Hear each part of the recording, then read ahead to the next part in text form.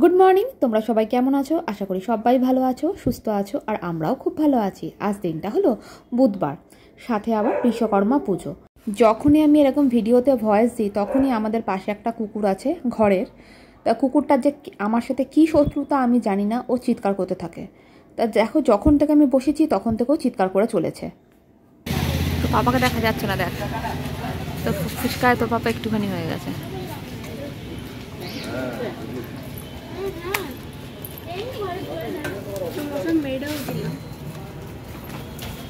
বহুদিন বাদে মিঠি আর আমি আর বাবাকে খেতে আসছি। মশা মারেছিস?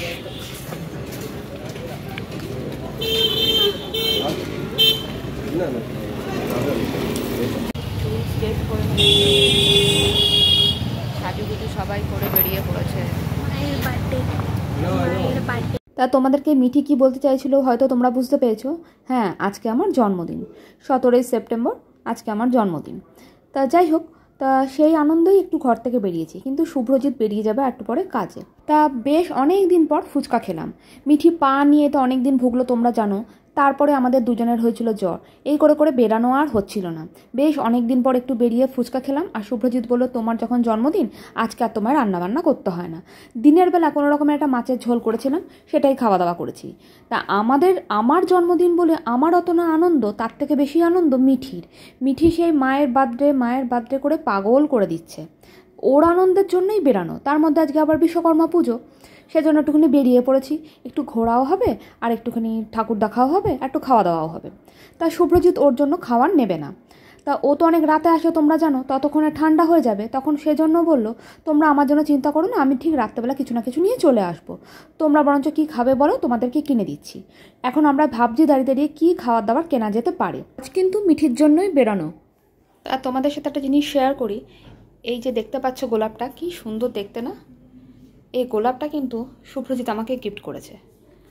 তা জন্মদিন বলে এই গোলাপটা মিঠির জন্য নিয়ে আসতে হয়েছে। পাপা, তোমাকে যেখান থেকেই হোক নিয়ে আসতে হবে। তা এখন তো সন্ধেবেলা, আজ ভোরবেলা, যখন ভোরবেলা মানে তো তোমরা জানো অনেক রাতে ও বাড়ি আসে। বাড়ি যখন এসে তখন বাজতে যায় 4:45 মতন। দোকান খুলেছে, তারপরে ফুলটা নিয়ে তারপরে কিন্তু এসছে। এটা আমার কাছে একটা বিশাল বড় গিফট। তো যাই হোক, এইভাবেই আজকে আমার দিনটাকে কাটালাম, জন্মদিনটাকে। তো বেশ ভালোই কাটলো। সকাল থেকে সত্যি রান্নাবান্না কিছু করিনি, কোনো রকম একটা মাছের ঝোল করেছিলাম। আর প্রতি বছর না ওই 17ই সেপ্টেম্বর মানে বিশ্বকর্মা পুজোর দিনটাই আমার জন্মদিনটা পড়ে।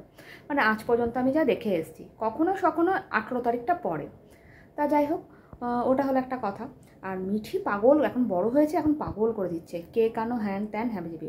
2-3 বার কেক কাটা হয়েছে, আমার একদম ভাল লাগে না ওই কেক কাটাকাটি করতে।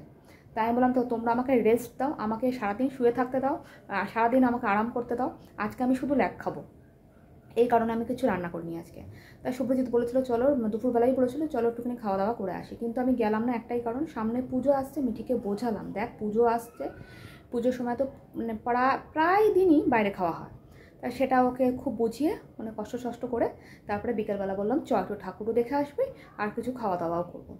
এই কারণে এইভাবে জন্মদিনটাকে পালন করলাম। তা তোমাদের কেমন লাগলো অবশ্যই কমেন্ট করে জানিও। আর তোমরা কীভাবে জন্মদিন কাটাও সবার অবশ্যই বলো, মানে তোমাদের ঘরের, বিশেষ করে ঘরের মহিলাদের।